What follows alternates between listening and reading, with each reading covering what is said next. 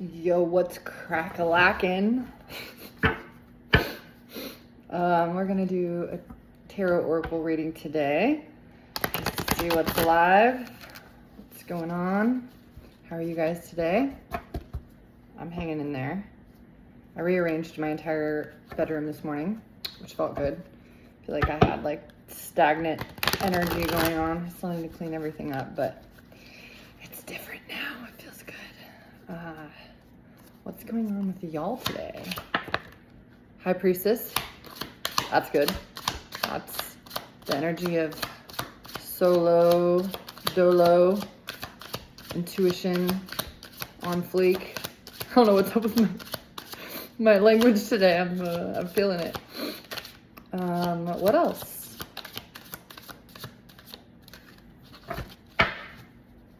Ace of Swords. Speaking the truth to others and yourself. Cutting through the BS.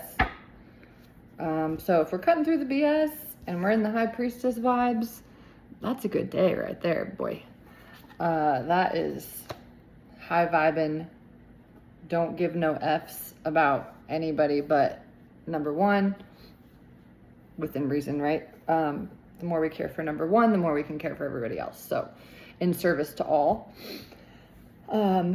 Let's see what the highest advice is for today from the unicorns. Ooh, anger. Anger can be productive, can assert boundaries. Safely express your anger. Use anger as a positive force. Honor all of your emotions as sacred. So a lot of us repress anger just by default because it's the most inappropriate reaction expression of emotion that we can have. But when you're in your High Priestess setting, alone with yourself, you can express all the anger that you want, and it doesn't matter. I do this through angry music. I love angry music. I love like hard rock. I love Marilyn Manson, Korn, like all that can really help flush the energy through the system. Even just listening to that music, singing it, dancing to it, expressing yourself with it in the background, good shit. Let's see about the mermaids. I love the mermaids. Ooh, I got two. Beauty and energy field adjustment. Beauty, grace, loveliness, integrity of form and spirit. And energy field adjustment, aura cleansing, and health. I feel like that's kind of what I did today when I rearranged my room. I still need to go through and like wipe down all the surfaces and organize things. But sometimes when we clean up the clutter in our external environment, it can have effect on our aura and on our energy field as well, because we're in integrity with our space. So when I know that like my sheets are clean and changed, and all my bathrooms are clean and my trash is taken out and I didn't miss trash day, like I'm in integrity with myself, my environment, my space, and therefore I feel more confident in myself and in my own energy field, just as a person out in the world. So that's good advice. Beauty, I'm going to read the book for Beauty because I feel like there's more there than meets the eye. No pun intended. Beauty, number one.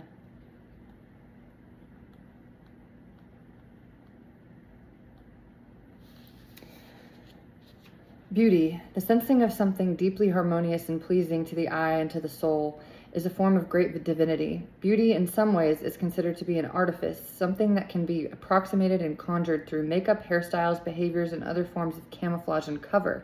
But true deep beauty, such as the kind the mermaids know and see, is the kind that emanates out from a soul that knows itself. Beauty is not an illusion, but an emanation from the soul that shines outward. And to wish to be beautiful, to wish to have this said of oneself, is simply the yearning for the soul's perfections to be acknowledged. Humans are also at present very narrow in their definitions of beauty, for there is also beauty in our aged ones, in their white hair and tired eyes. There is beauty in asymmetry of injuries and the irregularities of form that befall so many. I actually had this just intuitive download, I guess you could call it, about beauty, and about how personally I feel like beauty is in the struggle. Beauty is what's left after everything else has been destroyed. So like a tornado comes through and wipes out your house, but you still have yourself, your life, your children. You kept that safe. That is beautiful. Beauty is, there's a rapper here in Kansas City, Rich the Factor, kind of catchy music, but he has an album called Rose Through Concrete. So the rose grows through the concrete because it's resilient AF. That is beauty. Beauty to me is the seeds that are planted in the darkness that still spring forth life, despite the struggles, despite the darkness, despite all of the negative experiences that you have. If you can still come out with kindness and compassion and strength, that is beautiful. Beauty is in the imperfections and in the lack of symmetry. It's not in perfection. Perfection is boring. Perfection is clean, right? But beauty inherently involves some form of struggle to me, or uniqueness, or some sort of expression of what's real, what's true. So, let's see what can we expect today in the energies?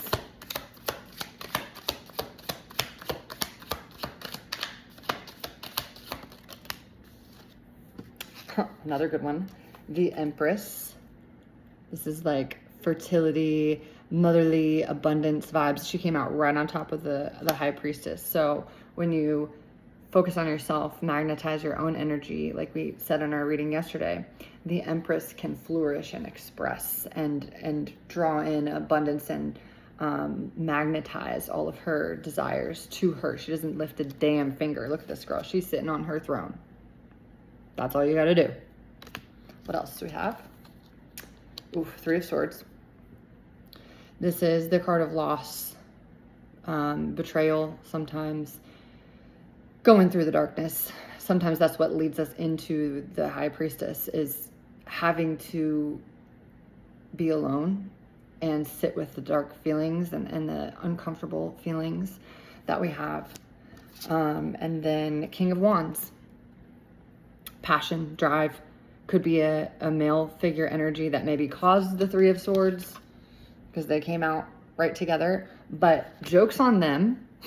The effect of whatever the hell they chose to do caused you to be here, which is really what you needed anyway, right? So this is all for the highest good of everyone involved. Maybe not for them, but for you, it's for your highest good. What can we do to work through this Three of Swords energy? It's time to take action. It's actually what I just started doing. Instead of sitting around and ruminating, I decided to start posting daily tarot readings, because why the hell not? Take action. Take imperfect action.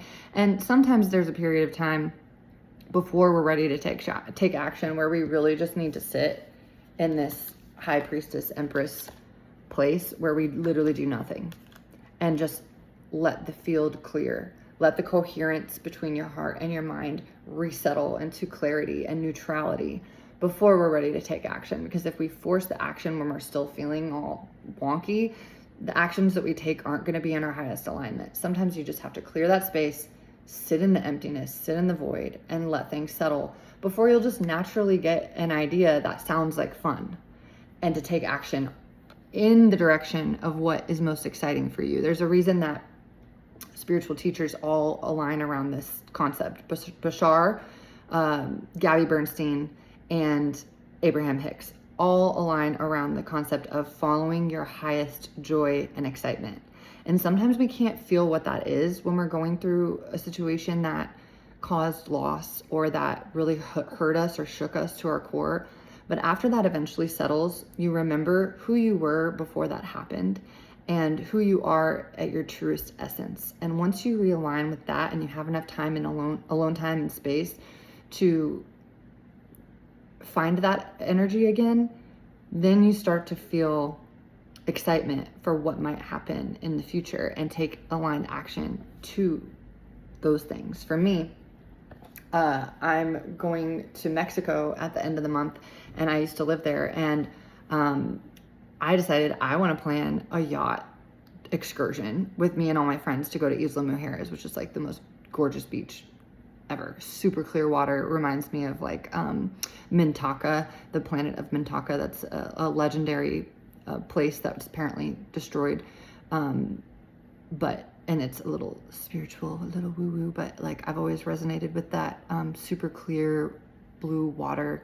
Oh, I just feel like I'm like at home somehow, or in heaven. And so anyway, I'm focusing my energy on planning that because that is my highest excitement. And I'm not asking questions, I'm just like following that, because no matter whatever happens, maybe it's the greatest thing ever, maybe it's not, but like I'm following that because that is what resonates with my soul and my highest excitement right now. So that's kind of a grand example. It doesn't have to be anything like that. It could just be like, oh, I've always wanted to take a dance class, or I've always wanted to go to an improv class. I'm thinking about doing that in the next couple weeks. Whatever your highest excitement is calling you towards, can sometimes feel uncomfortable to pursue that. Or to try new things where you don't know people, but usually that is where we experience the most growth and the most enjoyment, is when we stretch outside our comfort zones and do things like that. So energy to work through instead of sitting around ruminating, or just, it's good to process our feelings, but sometimes you can get stuck in them. And that's when it's important to just take some sort of action, even if it's just putting on some music and cleaning your house. Music, action in your highest interest. Let's take one more. Play again. I think I just left that on top from yesterday, but play while you put on the music. Hell yeah. Leap. You go first. The universe will catch you. This is like a leap of faith card, almost like the Fool in the tarot. But this is the same thing I was just talking about. Taking imperfect action towards the things that give you excitement. Trying out that new class, even if you fumble and stumble and it's not perfect. Like everybody has a first class or first time they try something. So usually other people there are going to be super supportive, super like encouraging, and it's worth it to try something new. So take a leap and the universe will catch you. Bye bye, boo.